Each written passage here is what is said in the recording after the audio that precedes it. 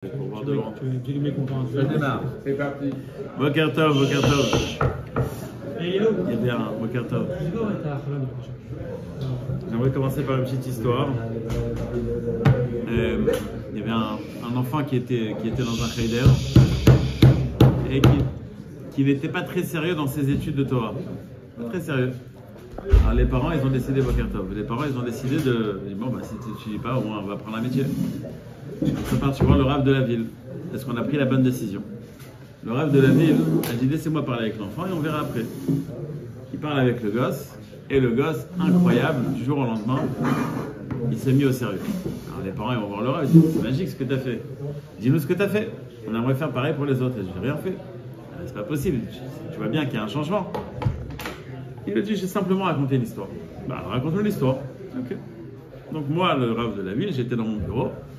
Et j'entends des coups à la porte, j'ouvre la porte, une paire de chaussures. Une paire de chaussures qui veut rentrer dans mon bureau. Bon, qu'est-ce que vous voulez? On veut attaquer en justice le Sefer Torah. Pourquoi tu vas attaquer en justice le Sefer Torah? Tout simplement, c'est pas juste. Nous, les chaussures et le Sefer Torah, après. Nous et le Sefer Torah, on les fait exactement de la même manière. On les fait avec du cuir. Et pourtant, les chaussures, tout le monde marche dessus. On marche avec n'importe où. Quand on arrive le soir, on les jette. Il n'y a aucun respect. Quand on n'en a plus besoin, on les met à la poubelle. Un Sefer Torah, tout le monde se lève devant lui. Tout le monde l'embrasse, tout le monde le caresse. Il a son armoire. Même quand on veut le jeter, on l'enterre dans un endroit très respectable et tout. C'est pas juste. Nous et lui, on est pareil. Pourquoi est-ce que lui, il a du kavod et pas nous? On a dit, c'est vrai, tu as raison, on va inviter le Sefer Torah, on va demander c'est quoi ses arguments. Le Sefer Torah, il dit, non, mais c'est pas pareil. C'est vrai qu'on est la même matière. Mais c'est pas le même travail. Il faut faire une paire de chaussures, tu coupes un morceau de cuir, tu lui donnes une forme, tu as fait une paire de chaussures. Mais un Sefer Torah, c'est des semaines pour travailler la peau, pour faire les lignes, pour que le Sefer il écrive. Il y a un travail énorme qui est fourni derrière. À partir du moment où il y a un travail énorme qui est fourni derrière, c'est pas la même valeur. Il a dit le Rav, tu vois, il a dit au gosse, tu vois, c'est pas la même chose quand on investit et quand on n'investit pas. Il y en a qui diront, ça dépend quand on investit. Mais bon, en tous les cas, quand on investit, ça a de la valeur. Quand on n'a pas investi, ça n'a pas de la valeur. Ça me rappelle l'histoire il y avait un accident de voiture entre une Ferrari et une 2 chevaux. Alors, le gars, il sort de la Ferrari, il est pas bien et tout. 3 jours de travail à la poubelle. Le gars, il sort de sa 2 chevaux, il est pas bien, il dit, 6 mois de travail à la poubelle. Alors le gars de la Ferrari, il lui dit, mais vous êtes fou d'acheter une voiture aussi chère? Tout dépend de l'investissement qui a été fourni. C'est ce que le Rav a dit à l'enfant. Il a compris, plus il va travailler dur, plus il va réussir. Dans la paracha de la semaine, et c'est lié à Elul, le Malbim donne une explication incroyable sur la mitzvah de Khalitza. Khalitza, c'est quand un homme est marié et qu'il décède, et que son beau-frère, c'est-à-dire le beau-frère de la femme, le frère du défunt, ne veut pas se marier avec sa belle-sœur, alors elle va lui enlever sa chaussure, Khalitza. Pourquoi est-ce qu'elle doit lui enlever sa chaussure? J'ai un élève qui est lifta il y a 2-3 ans, ils ont fait Khalitza cet été, et celui qui devait faire Ibou m'a dit il y avait pas mal la chaussure, c'est une chaussure très spéciale, c'est une chaussure faite sur mesure. En tous les cas, donc ils ont fait Khalitza. Mais c'est quoi le nian de Khalitza? Dans le Malbim, il ramène une Gemara où il est marqué que la différence entre l'homme et l'animal, c'est les chaussures qu'on porte. L'homme met des chaussures, l'animal n'en met pas. Enfin, il y en a qui font attention à leurs chiens, etc. Mais peut-être qu'eux-mêmes se conduisent comme des animaux. C'est l'homme et chalet. En tous les cas, c'est ce que Rav Israël Salanter avait dit sur l'Allemagne. Quand il était parti une fois en Allemagne, il a vu qu'il y avait une tarboute comme ça. C'était culturel, le chien. Il a dit que dans cet endroit où c'est tellement culturel, on met l'animal tellement en avant, un jour on tuera des hommes, c'est ce qui s'est passé malheureusement après. Le Malbim il dit comme ça. Je ne veux pas faire de parallèle entre des juifs et des non-juifs, mais bon. Donc le Malbim explique comme ça. Il y a une Gemara donc, qui nous dit que la différence entre l'homme et l'animal, c'est le port des chaussures. Le Malbim pose une question, pourquoi le port des chaussures? La parole aussi, ça peut être une différence entre l'homme et l'animal. Il dit non, il y a des animaux qui parlent. Peut-être que la chorma, il y a des animaux qui sont plus intelligents que certaines personnes. Donc c'est pas forcément la chorma. Mais les chaussures, oui. Ok, pourquoi les chaussures? Alors il dit que la différence entre l'homme et l'animal, c'est le libre arbitre. Le choix de changer. Le Rambam avait une discussion avec des philosophes. Est-ce qu'on peut transformer un animal? Est-ce qu'on peut transformer son caractère? Certains disaient que oui, le Rambam disait que non. On peut l'éduquer, on peut l'habituer à certaines choses, mais on ne va pas le changer. On ne va pas changer sa nature. Les autres disaient que oui. Le Rambam dit, allez-y, faites la preuve. Il a dit, ok, dans un an, on se revoit. Un an après, ils viennent avec un chat, serveur. Il rentre avec son le pape, son assiette comme ça, son Perrier. Il est comme ça, tout fringant. Ils disent, tu vois, on a réussi. Alors, il dit, bon, vous pensez avoir réussi, venez, sortez une souris, on va voir ce qui va se passer. Ils sortent une souris, la bouteille, elle s'envole, le plateau, il s'envole, il court derrière. C'est son instinct. Il n'y a rien à faire. C'est ce qu'il est intérieurement. Il n'y a aucun changement possible. Il a un instinct et il vit par rapport à son instinct. Un homme, contrairement à l'animal, tout le but d'un homme, c'est justement d'être au-dessus de son instinct. C'est de travailler ses instincts. On a tous des instincts X, Y, Z et on doit réussir à transformer ces instincts. J'avais une fois une discussion à Herzliya avec des gens qui m'avaient dit comment est-ce que la Torah peut interdire l'homosexualité, sachant qu'on a prouvé aujourd'hui que c'était quelque chose qui était instinctif. Premièrement, c'est la mode aujourd'hui, donc est-ce que c'est un instinct ou pas, je ne sais pas, parce qu'on peut tout expliquer comme on veut, mais même si c'est un instinct, tout ce que la Torah demande, c'est de surmonter son instinct. Et un homme qui n'est pas homosexuel, et qui voit, à part sa femme, qui a pris de l'âge, du poids et de la taille, et il voit à côté Miss Monde, il doit surmonter son instinct ou pas? Il doit surmonter son instinct. Comment tu peux lui demander de surmonter son instinct? C'est instinctif. Comment tu peux lui demander? C'est justement ce que la Torah te demande, de surmonter ton instinct. Ça ne veut pas dire que ça n'existe pas, et ça ne veut pas dire que peut-être il y a un homme qui est attiré par d'autres hommes. Peut-être, c'est son instinct. Et alors, la Torah te demande de remonter, d'aller à l'encontre de tes instincts. Il y a quelques années, j'étais parti voir mon Rosh Hashiva, je lui ai dit que je voulais apprendre la psychologie. Hein?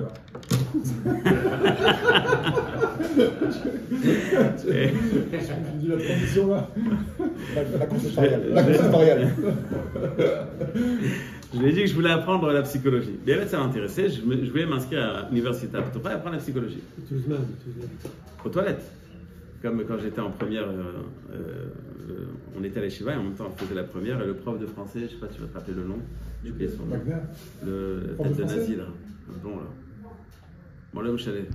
Non, pas lui, pas celui avec il y avait une écharpe. Je me rappelle pas. Nazi, en tous les cas, il nous a dit, mais vous manquez de culture, il faut lire un peu plus. On lui a dit, on n'a pas le temps.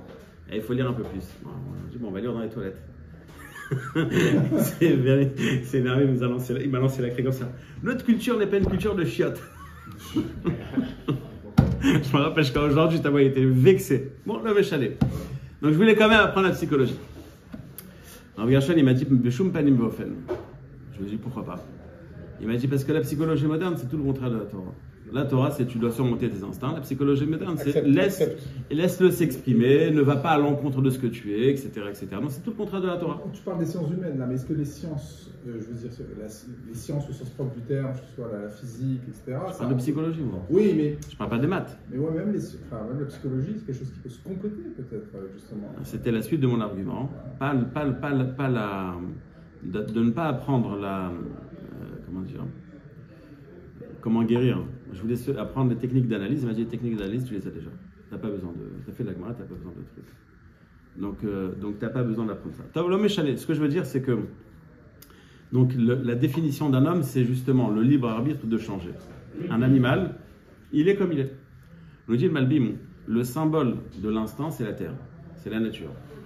Comme tous ceux qui sont les naturistes ou autres, c'est quoi? Ils vont marcher pieds nus. Ils vont rester attachés à leurs instincts. Ils vont se sentir en symbiose avec la nature. Hein, on connaît ce genre de... D'accord? On veut se sentir exactement comme on est, tel qu'on est, naturel. Il n'y a pas de problème. Donc l'animal, il est attaché à la terre. Mais l'homme, il doit s'élever au-dessus de la terre. Comment est-ce qu'il va s'élever au-dessus de la terre? Il va mettre des chaussures. Et les chaussures, vous pouvez le voir aussi dans la différence entre les pays civilisés et les pays qui ne sont pas civilisés. Il y en a qui parlent de chaussures, il y en a qui ne parlent pas des chaussures. Parce qu'il y a une certaine avancée. Plus on est civilisé, plus on est intellectuel, donc on va être au-dessus de son instinct naturel. Ces chaussures, on va être en cuir. Je ne sais pas comment est-ce qu'il était avant la faute. Comment il était avant la faute? Et avant, c'était un malheur. Oui, mais avant, c'était pas un homme comme nous. Il marqué que sa taille, elle faisait le tour de la moitié du périmètre de la Terre. Je ne sais pas ce que ça veut dire. Je ne sais pas ce qu'il était avant. Ce qu'il était après, c'est ma choix après. Donc, un homme, il est le résultat de son vécu, de ses frustrations, de ses souffrances, et de son travail aussi. Donc, chaque être humain est différent les uns des autres en fonction de tout ça. Toutes les phrases, tout ce que vous avez dit pour l'instant, je suis d'accord. Et surmonter, il y a des choses qui sont indélébiles dans un être humain. Comment surmonter ça? Je ne suis pas psychologue, malheureusement. Non, je rigole. Mais c'est ça le travail. Bien sûr, c'est ça le travail. Je vais donner quand même un moyen qui a l'air facile, mais qui est très compliqué. Enfin, c'est le travail d'une vie. Donc, l'homme doit se surmonter. Et le symbole de s'élever, de se surmonter, c'est les chaussures qui sont en cuir. C'est-à-dire qu'on va se mettre au-dessus du symbole animal. Dit le Malbim que quand un homme fait iboum, quand un homme fait khalitza, elle enlève la chaussure à son beau-frère. Elle lui dit, toi tu as une mitzvah et tu n'es pas capable de surmonter ton instant, alors tu vas redescendre sur terre, tu vas enlever tes chaussures et tu vas être sur la terre. C'est l'explication de Khalitza qui m'a énormément plu, mais ça m'aide aussi à comprendre. Je vais bien recommencer. La Khalitza, quand la femme qui attend que son beau-frère se marie avec elle, et lui refuse de se marier avec elle, alors elle lui dit, enlève la chaussure. Et après on l'appelle celui à qui on a enlevé la chaussure. Il ne va pas dans la mitzvah. Il n'a pas envie de se marier avec sa belle-sœur. Exactement. La chaussure, c'est s'élever au-dessus de son instant. La terre, c'est le symbole de l'instant. La chaussure, c'est s'élever au-dessus. Et toi, tu vas pas à l'encontre de tes instants. Alors bon, tu conduis comme un animal, donc tu redescends sur terre. Donc touche directement le sol. Il faut ne pas avoir désiré ça. Il faut le faire en tant que mitzvah. Toi, tu n'es pas capable. Aujourd'hui, on fait tous Khalitza parce qu'il dit, mais moi, j'ai très envie de faire la mitzvah. Et c'est pour ça qu'on en interdit de faire. La Gemara nous dit que celui qui fait la mitzvah, non pas parce que c'est une mitzvah, mais parce que sa belle-sœur est très sympathique, ses enfants risquent d'être de mamzerim. Ses enfants sont mamzerim. On lui interdit avant. Non, tu dis que c'est du droit d'après le Shulchan Aruch, oui, d'après les Ashkenazim, non. De quoi sur la J'ai un copain que sa grand-mère, elle a fait Iboum. Sa grand-mère, c'est pas longtemps. Pas longtemps au Maroc, elle a fait Iboum. Et boum. Lorsqu'il faut se marier, il faut quand même qu'il désire pour sa femme. Oui, bien sûr. Il fait peut-être une mise d'un côté, il en fait pas de l'autre. Tu parles dans le mariage, dans l'iboum. Dans l'iboum, puisque sa belle-sœur lui est interdite, il a le droit de le faire que dans le cadre de la mitzvah. Il doit se marier avant, alors. D'accord. Quand tu veux dire qu'il y a rien de... Qu'en est-il du désir, il dit. Qu'en est-il du désir de sa femme? Bah non, il ne désire pas. Qu'en est-il du désir? Ah, si il est dégoûté par elle, il peut dire ça me plaît pas. Il y a de l'espace entre les deux. Donc il le fait en tant que mitzvah. Eh ben, au Hachem, elle est aussi jolie, la Malo. S'il le fait en tant que mitzvah, pourquoi il refuserait? Alors il pourrait refuser, alors en ce cas-là. Il refuserait de faire une mitzvah, ça veut dire. Par exemple, j'ai pas les moyens d'entretenir une deuxième femme. Encore un sac Prada ou je sais pas comment, un sac Chanel. Il a plus aujourd'hui, il a une taquinade d'être ami. Avant, on pouvait. J'aimerais savoir, le hiboum, c'est quand le mari décède sans qu'ils aient pu avoir d'enfants. Donc il doit se marier. Elle se marie parce que lui il est mort. Avec le frère. Donc c'est ça, il faut se marier avant, d'accord. Bah oui. Le beau-frère et la veuve se marient. Sinon ça sera facile. Non, en fait, C'est un travail. Et comment que c'est un travail? La Torah elle te dit de ne pas désirer ta belle-sœur. D'accord? Donc lui, il est dans sa forme. Il est à fond dans le truc. Comment tu peux lui demander de changer sans travailler en 2 secondes Non, si Béhémet toute sa vie s'est travaillé, donc il est au niveau. C'est pas le jour où son frère est décédé, il dit ça y est, maintenant je suis un tzaddik. C'est un travail d'une vie. Donc il doit être capable d'arriver le jour où on espère qu'on n'a pas besoin de lui, mais si on a besoin de lui, il faut qu'il soit capable. C'est pas aussi le sentiment de tuer une deuxième fois son frère qui est mort? Au contraire, l'idée dans la Torah, c'est de donner à son frère un nom, de donner à son frère un fils. C'est ça l'idée. Si elle veut pas, elle fera ça. Et réessaye. Si elle veut pas, elle. On lâche pas le morceau, il y a des preuves, ça marche à la fin. Il y a des preuves. Et si elle veut pas, elle doit cracher. Si aussi elle a une raison de dire non, et ben si elle veut pas, elle lui enlève. Dans les deux sens. S'il n'y a pas Iboum, ça c'est pas dans voilà, c'est pas s'il n'y a pas Iboum, de toutes les façons, elle lui enlève la chaussure et elle crache. Un beau crachat. Il faut qu'il soit difficile de détailler. Pourquoi on le remet sur le piédestal si c'est elle? C'est de sa faute à lui. Mais non. Ah, si elle veut pas. Et c'est quoi le symbole? On est d'accord, c'est dans les deux sens. C'est une bonne question, je sais pas. Que ce soit lui, Elle peut s'opposer. On continue. Alors continuons. C'est lui ou elle. C'est la descendance, elle est pour son frère, mais pour lui. Non, c'est aussi en fait, c'est aussi à lui. Mais son frère, le premier, il s'appelle sur le nom du défunt. Mais si Top. on continue. Continue C'est au de nous mettre. contraire, céder à ses instincts. C'est l'inverse. Ah, justement, la Justement Gemara pas, nous dit, tout- la tout Gemara ça, nous tout dit, vient de là. la Donc, Gemara- faut céder le- la Gemara nous dit que c'est une preuve que tout le monde peut surmonter son instinct. Rachid. La preuve, c'est que quand on n'est pas capable de le surmonter, quand on va à la guerre et qu'on est déchaîné, et qu'il y a Tatiana qui est très jolie et que tu as envie de la ramener, et ben la Torah te dit, je sais que tu vas craquer de toute façon, prends-la et c'est tout. Donc cède à tes instincts. Non, Ouais, c'est que mais- tu sais, ton Yetzirah, il est trop fort, Mais- tu n'y arriveras pas. mais avant, tu Donc vas c'est voir. une preuve que tout le temps, tu es capable. Sauf là, tu n'es pas capable. Selon quoi? Je te dis, ça va être par étapes. Amène à la maison. Laisse-la te prendre la tête pendant un mois. Laisse-la être bien moche. Et quand elle sera à la maison pendant un mois bien moche, après on discute. Donc on te calme. Et après on verra. Mais si jamais tu te maries avec elle, la paracha d'après, c'est que tu auras un fils, Ben Sorer ou Moré. Et après, Donc on te dit oui, attention, on va ça va te voir, coûter tu cher. auras- Parce que justement, comme tu n'as pas été capable de surmonter tes instincts, quel enfant tu vas Il y a avoir? les choses Un avant. Ben Sorer ou Il y a- Moré qui n'est pas capable de surmonter ses instincts.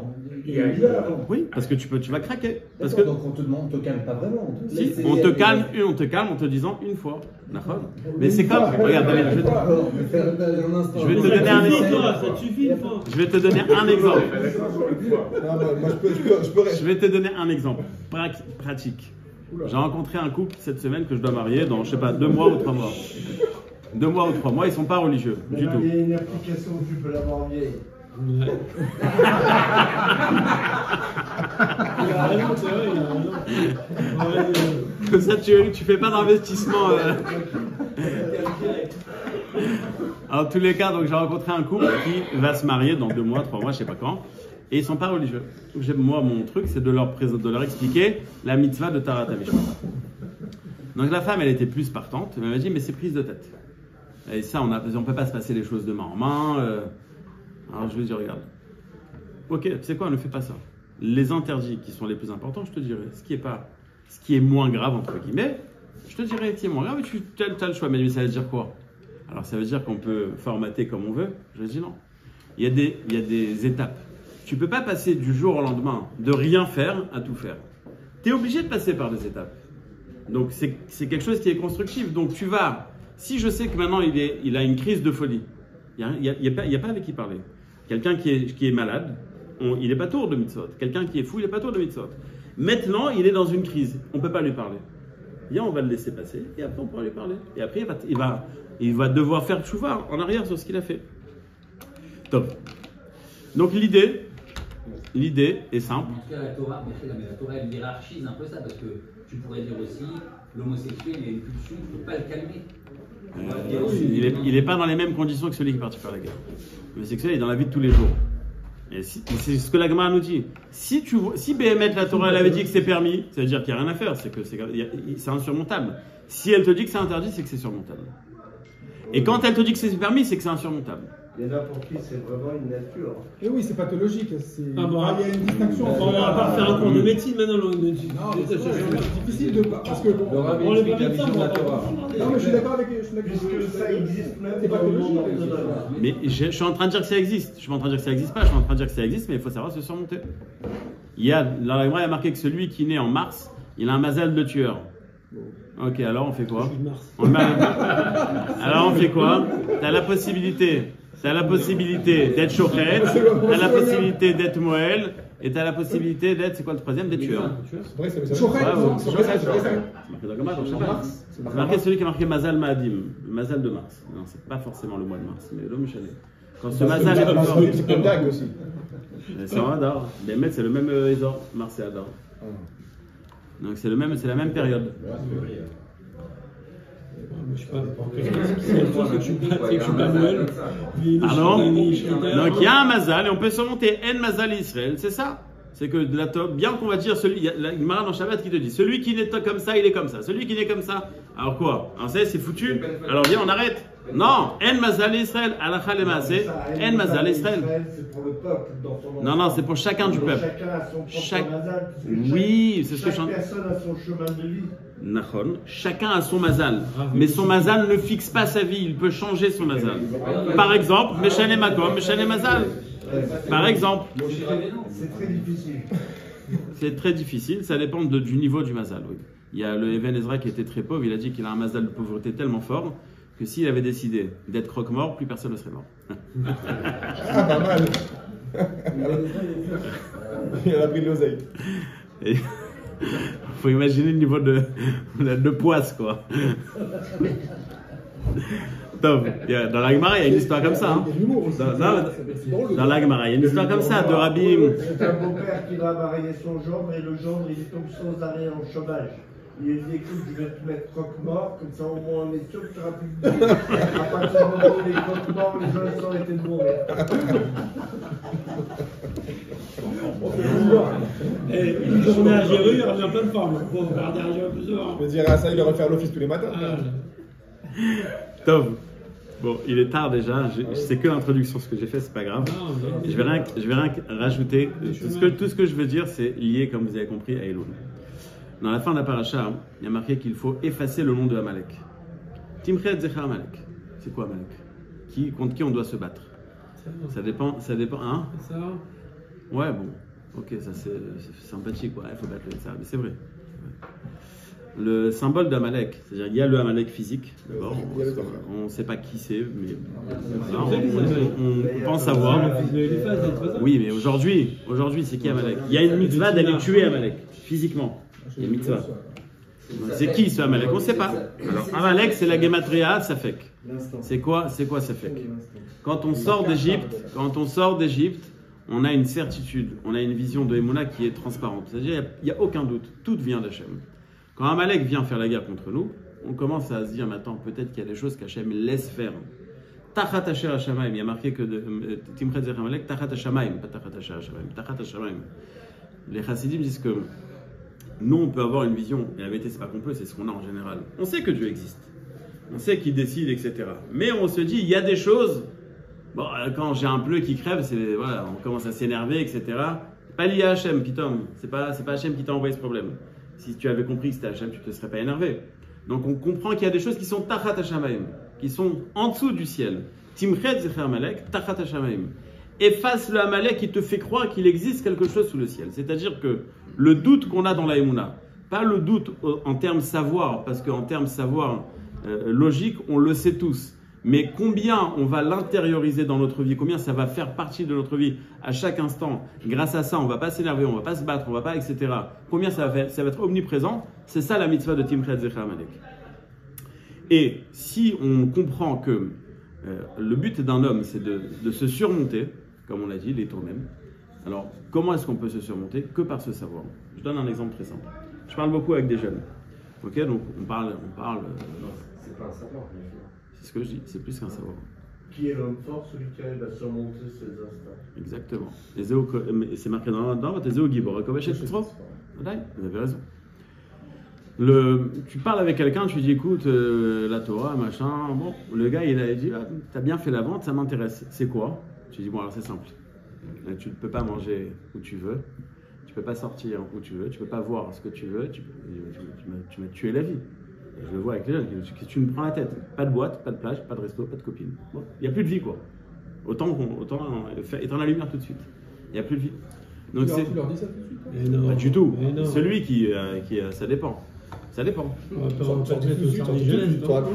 En tous les cas, la question elle est vraie, c'est-à-dire que comment est-ce que tu veux que je surmonte mon instinct? Comment est-ce que tu veux que j'aille à l'encontre de ma nature? Et pourquoi tu veux que je le fasse?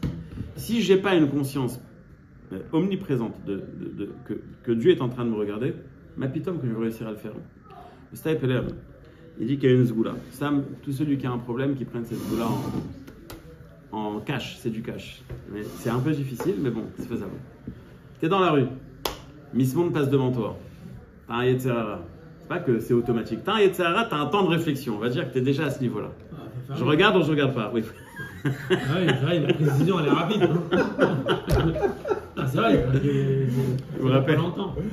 La précision il y avait un gars à Béacharim, il voulait que son fils soit protégé du Yetzerara des femmes. Alors il a gardé à la maison jusqu'à l'âge de 20 ans. Et à l'âge de 20 ans, il devait aller chez le médecin. Alors, il sort dans la rue, et puis il voit une femme passer. Et il dit papa, c'est quoi ça? Et il dit c'est une poule. Tu peux pas en acheter deux? Et qui sort, donc il a un Yetzerara de fou. Il a envie de regarder. Il se retient. À ce moment-là, toute prière qu'il fera sera exaucée. Au nom du Stapeler. Ok? Maintenant, je peux le vendre en tant que magique. Machin. Mais venez, on comprend la profondeur des choses. le monde dans lequel on vit, il est défini. D'accord ? C'est physique. Donc, il y a des limites. Par définition, puisqu'il est limité, Dieu n'est pas visible, puisque Dieu est illimité. C'est pour cela que Dieu s'appelle Makom, l'endroit, parce que le monde se trouve dans Dieu, et pas le contraire. Dieu ne se trouve pas dans le monde. Donc, par les lois de la physique, il y a une certaine limite, et donc Dieu est absent en vérité. Quand un homme, parce qu'il comprend que même si je ne le vois pas, Hachem, il est là, il arrive à se retenir, donc il est en train de dire qu'Hachem se trouve à cet endroit, ce qui s'appelle Kiddush Hachem, parce qu'il il a sanctifié cet endroit en disant qu'il y a présence divine. Donc maintenant, qu'est-ce qu'il a fait? En créant cette connexion avec Hachem, il a mis Hachem dans ce monde, et il s'est mis au-dessus de ce monde. Puisque maintenant il est passé au-dessus de ce monde physique, donc les problèmes qu'il a dans le monde physique n'existent plus. C'est ce que le Stephen a dit. Ce que je veux dire, et j'ai encore beaucoup de choses à dire, mais l'idée est très simple. Le mois de Elul, c'est un mois qui anticipe Rosh Hashanah. Le Rav Dessler, qui était un Kadosh Eliom, il a dit qu'il n'est pas suffisamment grand pour savoir ce qui se passe au Bedin chez le Mala Rosh Hashanah. Mais il est suffisamment chacham pour comprendre ce qui se passe. Quand il voit l'année d'après, toutes les galères que tout le monde a eues, tous les problèmes, toutes les souffrances que certaines personnes ont subies, etc., et tous les problèmes qu'on rencontre tous dans notre vie, il comprend que Rosh Hashanah, c'est pas de la rigole. À Rosh Hashanah, tout est décidé. Pour pouvoir arriver à Rosh Hashanah et espérer recevoir un dîne comme il se doit, on doit montrer à Hachem qu'il y a un changement qui est opéré. C'est pas simplement, ouais, Hachem, envoie-nous la parnassa, c'est le symbole de ça, c'est comment ça s'appelle, la ville Malkenu, hein, tout le monde dit Amen.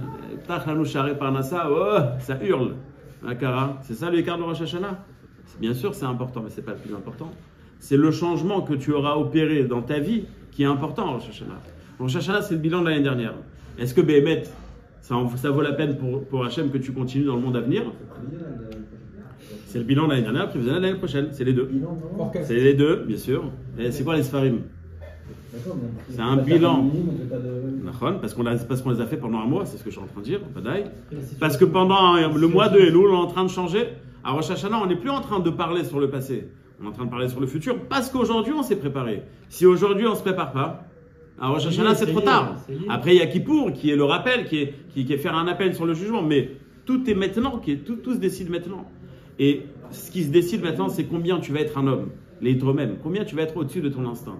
Si tu es au-dessus de ton instant, c'est que tu as renforcé ta émouna. C'est que tu as détruit Amalek. C'est que tu as accompli ce qui est marqué dans cette paracha. Tu as renforcé ta émouna. Tu as détruit Amalek. Et donc, puisque tu as renforcé ta émouna et que Dieu il est visible pour toi, comment est-ce que tu vas laisser ton regard traîner n'importe où? Comment est-ce que tu ne vas pas croire que tout ce qui se passe dans ta vie vient d'Hachem? Donc, changer pour arriver à Rosh Hashanah, en vérité, ça tient en un mot. C'est renforcer sa émouna. Mais il faut comprendre ce que ça veut dire. L'appliquer. Pas simplement dire, ça y est, je suis khazak en émouna. Non, et alors? Donc, dans l'application de ce que ça veut dire, je deviens quelqu'un de plus sérieux. Ezrat Hashem, Be'atzlacha à tous. Je sais pas à l'heure. Je continue. Pour que l'homme ait envie de procréer, Hachem il a créé de façon à regarder. C'est la seule mitzvah. C'est la seule. Créé de manière primordiale pour qu'il ait envie de s'accoupler avec une femme, donc il va obligatoirement la regarder et on dit ah non, il faut mais vous avez à 100% raison. Non, non. C'est ça la réponse. C'est une seule. Répète. Donc, pas ne pas regarder du tout. Non, pas ne pas regarder, pas ma femme, je dois le regarder, pas la femme des autres. Non, c'est-à-dire, est-ce que l'entend par le fait de regarder, c'est le fait de regarder la femme d'une autre, c'est un interdit minatora. Non, pas de s'approprier. Regardez tout court. Regardez tout court. La femme d'un autre ou une femme tout court qui n'est pas la mienne. Le tafouat, c'est à part ça. Et entre voir et observer. Voir, c'est voir, elle est passée. Observer, c'est arrêt sur image. Zoom, sans plus. C'est lié. Velo taturu achare levavchem achare enechem. Veye machanecha kadosh. Velo irae b'chayech vadavar. Et ainsi de suite. Ok, c'est un interdit minatora qu'on peut, enfin on va dire, imayenara, accomplir tous les jours 100 000 fois par jour. BRF. Non, pas miracle. Oh, n'importe où. Et elle peut être moche et grosse et tu peux avoir quelqu'un qui va la regarder. C'est pas... N'importe où. Ah ouais. Alors moi c'est clair. Pourquoi j'ai absolument? Parce que tout le monde Mais je suis d'accord. Oui. Mais par contre, c'est. Non. Moi, ce que je vois là-dedans, c'est comme quelqu'un qui est un alcoolique. Plus tu bois, plus t'as soif et plus tu bois. C'est ça en réalité. Pour pas courir après ces yeux. Quelqu'un m'a dit une fois une phrase qui est vraie. Un copain, qui a à peu près mon âge. Il m'a dit quand on était jeune, on avait un Yetzer Hara, on kiffait. Maintenant, on est drogué. On kiffe plus. On a le Yetzer Hara, mais on le kiffe plus, c'est plus pareil. On sait que ça sert à rien. Et on est quand même avec le Yetzer Hara. On est devenu esclave. Moi, avec du recul, parce qu'on a beau dire sur les chiites des Haradim, parfois qui sont un peu extrêmes dans leur vision des choses, dans leur manière de séparer les hommes. Mais bon, avec beaucoup de nuances, je dis ça, mais parfois c'est vrai qu'ils peuvent avoir raison. Non, mais vraiment, non, mais en séparant autant les hommes et les femmes, possible vraiment, ils veulent être entiers avec leur système de pensée, avec leur système de valeurs. Avec le système de valeurs. Ils ont un système de